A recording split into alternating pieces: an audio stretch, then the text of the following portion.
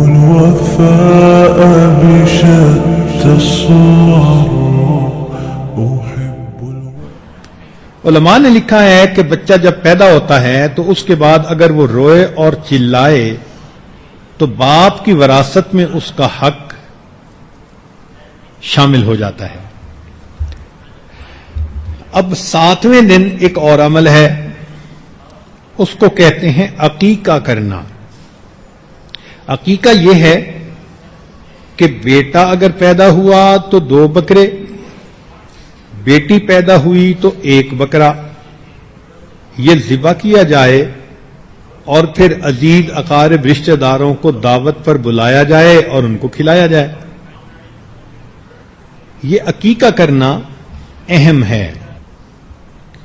کسی نے امام مالک رحمۃ اللہ سے پوچھا کہ اتنا غریب بندہ ہے کہ عقیقہ کا بکرا کر ہی نہیں سکتا؟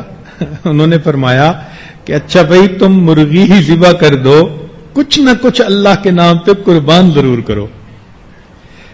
اور یہ بھی نہیں کہ صرف بکرے ہی کرنے ہوتے ہیں، اگر فرض کرو کوئی ایسا آدمی ہے کہ جس کا بہت ہلکا اثر ہے تو وہ کئی بکرے بھی کر سکتا ہے۔ حضرت انس رضی اللہ تعالیٰ عنہ اپنے ہر بچے کے ہونے پر 1 اونٹ ذبح فرمایا کرتے تھے۔ یہ عقیقہ کیا ہے؟ حدیث مبارکہ میں ہے کہ بچہ جب پیدا ہوتا ہے تو ایک تو اس بچے کے ہاتھ بندھے ہوئے ہوتے ہیں۔ کیا معنی؟ اس کی شفاعت کے ہاتھ بندھے ہوتے ہیں۔ جب وہ بچے کے لیے عقیقہ کے بکرے کیے جاتے ہیں تو اب یہ بچہ قیامت کے دن اپنے ماں باپ کی شفاعت کا حق پا لیتا ہے۔ اس لیے یہ عقیقہ اپنی زندگی میں بڑے ہو کر بھی کیا جا سکتا ہے کہ عقیقہ کرنے سے بچے کو ماں باپ کی شفاعت کا حق مل گیا۔ حضرت شاہ ولی اللہ مدد دہلوی رحمۃ اللہ فرماتے ہیں کہ اصل میں ان جانوروں کو قربان کرنے سے ابراہیمی سنت کو یاد کرنا مقصود تھا، اور ساتھ یہ بھی فرماتے ہیں کہ عقیقہ کرنا اصل میں دوست احباب کو بچے کی اطلاع دینے کا بہترین طریقہ ہے۔ اب فرض کرو کوئی عقیقہ نہ کرے تو اس کو تو ہر ایک کو بتانا پڑے گا نا کہ جی میرا بیٹا ہوا، میری بیٹی ہوئی، تو شریعت نے کہا کہ تم جو ایک ایک کو بتاتے پھرو گے اس سے بہتر ہے کہ ایک دن سب رشتہ داروں کو مدعو کر لو، وہ بھی تمہاری خوشی میں شریک ہو جائیں اور وہ بھی بچے کے لیے نیک بختی کی دعا دیں۔ لیکن ذہن میں ایک سوال پیدا ہوتا ہے کہ 7ویں دن عقیقہ کیوں کیا گیا؟ اسی دن کر لیتے۔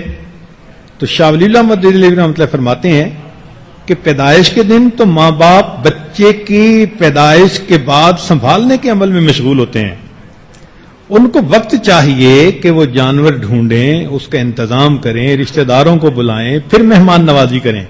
تو شریعت نے یہ 7 دن کا مناسب وقفہ دے دیا کہ تاکہ اس میں تم اپنی حیثیت کے مطابق عقیقہ کا انتظام کر لو اور اپنے رشتہ داروں کو اس کے لیے بلا لو۔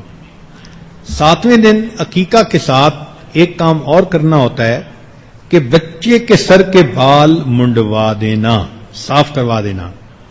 چنانچہ سیدہ فاطمہ الزہرا رضی اللہ تعالی عنہا، ان کے ہاں جب حضرت حسن اللہ عنہ کی ولادت ہوئی یا سیدنا حسین اللہ عنہ کی ولادت ہوئی تو انہوں نے 7ویں دن ان بچوں کے بال سر کے صاف کروائے اور بالوں کے وزن کے برابر چاندی اللہ کے راستے میں صدقہ کر دی۔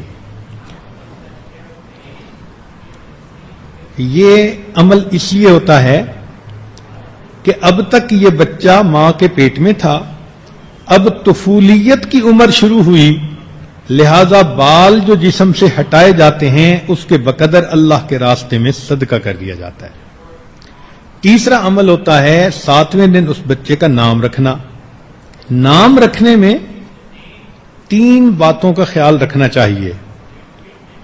ایک تو نام زبان پر آسان ہو، لینا آسان ہو، پکارنا آسان ہو۔ کئی مرتبہ لوگ ایسے نام رکھ دیتے ہیں کہ لوگوں کے لیے نام پکارنا ہی مشکل ہو جاتا ہے، وہ نام بگاڑ کے لیتے ہیں لوگ۔ تو نام میں ایک بات کہ وہ زبان پر آسان ہو، دوسرا اس کے معنی اچھے ہوں، ایسے بے معنی لفظ یا برے معنی والے الفاظ، ایسے ناموں کو نبی علیہ السلام نے ناپسند فرمایا۔ چنانچہ جب بھی کوئی ایسا بچہ ہوتا تھا کہ جو نام ایسا ہوتا جو ناپسندیدہ، تو نبی علیہ السلام اس شخص کا نام بدل کے اچھا نام رکھ دیا کرتے تھے۔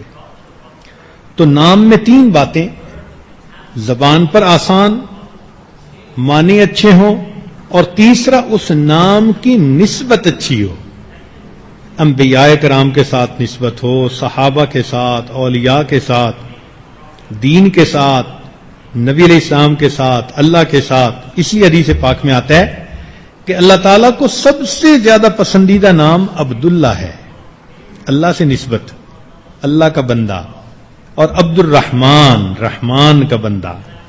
اسی طرح محمد اور احمد بھی نام رکھا جا سکتا ہے۔ ایک حدیث مبارکہ میں ہے کہ جس گھر میں کسی بچے کا نام محمد ہو، اللہ تعالیٰ اس گھر والوں کو فاقہ کے عذاب میں مبتلا نہیں فرماتے۔ ہمارے اکابر میں یہ محمد کا نام رکھنا اتنا پسندیدہ تھا، امام غزالی رحمت اللہ علیہ 7 پشتوں تک، یعنی اوپر کے دادا کا نام بھی محمد، پھر ان کے بیٹے کا نام محمد، پھر ان کے بیٹے کا 7 نسل تک نام محمد چلا کرتا تھا۔ بچے کی کنیت بھی بچے کی وجہ سے رکھی جا سکتی ہے، باپ کی، جیسے ہم ابو داود، تو بچے کے نام پہ باپ بھی اپنی کنیت کو رکھ سکتا ہے۔ جیسے کسی ماں کا بیٹا محمد ہو تو وہ ام محمد کہلائے۔ تو یہ 7ویں دن 3 کام کیے، عقیقہ ہوا، بال منڈوائے، نام رکھا، اور ایک چیز یہ کہ اگر وہ بیٹا ہے تو اس کے ختنے کروانا۔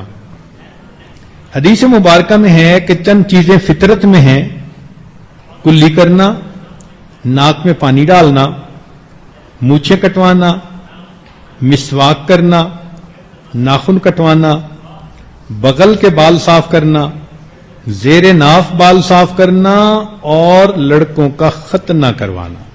ایک حدیث مبارک میں ہے کہ 4 چیزیں سنن المرسلین ہیں، یعنی تمام رسولوں کی سنت ہے، کامن سنت ہے۔ ان میں سے ایک خوشبو لگانا، دوسرا مسواک کرنا، تیسرا ختنہ کرانا، اور چوتھا نکاح کرنا۔ اب 7ویں دن جب یہ اعمال ہو گئے تو اب اس بچے کو 2 سال تک دودھ پلانا یہ اس کی ماں کی ذمہ داری ہوتی ہے۔ ماں کا دودھ بچے کے لیے انتہائی ضروری ہوتا ہے۔ اس کی اہمیت کا اندازہ اس سے لگائیے کہ نبی علیہ الصلوۃ والسلام کے پاس ایک عورت آئی جو زنا کی مرتکب ہوئی تھی، اس کا بچہ ہوا، اس نے نبی علیہ السلام کے سامنے اقرار کیا کہ میں اس گناہ کی مرتکب ہوئی، تو نبی علیہ الصلوۃ والسلام نے حد کا جاری کرنا اس کو مؤخر فرمایا۔ اس کو کہا کہ جاؤ اور بچے کو دودھ پلاؤ۔ جب 2 سال اس نے دودھ پلایا اور واپس آئی تو بچے کے ہاتھ میں روٹی کا ٹکڑا تھا، تب نبی علیہ الصلوۃ والسلام نے حد جاری فرمایا۔ یعنی بچے کو دودھ پلانا اتنا اہم کام ہے کہ اللہ کا حکم ہے حد جاری کرنا، اس کو بھی اس کی خاطر 2 سال مؤخر کر دیا گیا۔ آج کل کی نوجوان بچیاں بچوں کو دودھ پلانے سے گھبراتی ہیں، حالانکہ اس میں بچے کا بھی فائدہ اور ماں کا بھی فائدہ۔ بچے کا فائدہ تو یہ کہ ماں کا دودھ بچے کے جسم کی ریکوائرمنٹس کے بالکل مطابق ہوتا ہے، اس کی نیوٹریشن بچے کی ضرورت کے بالکل مطابق ہوتی ہے۔ اس بچے کو اگر گائے کا دودھ پلا دو تو پیٹ خراب، بھینس کا پلا دو تو اور زیادہ خراب، لوگ بکری کا دودھ پتلا کر کے پلاتے ہیں، لیکن سب سے بہترین تو یہ کہ اس کو ماں دودھ پلائے۔ پھر اس دودھ کی خوبی یہ ہوتی ہے کہ ماں کا دودھ نہ گرم ہوتا ہے نہ بہت یخ ٹھنڈا ہوتا ہے، ایک نارمل ٹیمپریچر۔ اور اللہ کی شان دیکھو کہ ہر وقت بچے کو دستیاب، پہاڑ پہ ہے اگر کوئی ماں تو وہاں بچے کے لیے دودھ موجود، زمین کی پستیوں میں ہے تو وہاں دودھ موجود. جو بچیاں اپنے اولاد کو ڈبوں کے دودھ پلاتی ہیں، کئی مرتبہ دیکھا گھر میں پریشان بیٹھی ہوتی ہیں، جی ڈبے کا دودھ ملتا نہیں، بچہ رو رہا ہے. تو بھائی اللہ نے بچے کے لیے جو ایک طریقہ کار بنایا تھا اسی پر ہی عمل کر لیتے. بچے کے تو یہ فائدے ہوئے، اور ماں کا فائدہ یہ کہ جو عورتیں اپنے بچوں کو دودھ پلاتی ہیں ڈاکٹروں کے مطابق ان کو چھاتی کا کینسر نہیں ہوتا، اور دوسری بات کہ وہ موٹاپے سے محفوظ رہتی ہیں. لہذا جو عورتیں اپنے بچوں کو دودھ پلائیں گی، چونکہ ولادت کے بعد عورت کے جو ہے نا جسم کے اندر موٹاپا حاصل کرنے کا رجحان بڑھ جاتا ہے، تو اگر وہ اپنے بچے کو دودھ پلائے تو جسم کا موٹاپا اس سے ختم ہو جاتا ہے. اور ایک سب سے اعلی چیز کہ دودھ پلانے سے بچے کے دل میں ماں کی محبت پیدا ہوتی ہے اور ماں کے دل میں اولاد کی محبت پیدا ہوتی ہے. یہ ڈبوں کے دودھ سے چیز نہیں ملتی.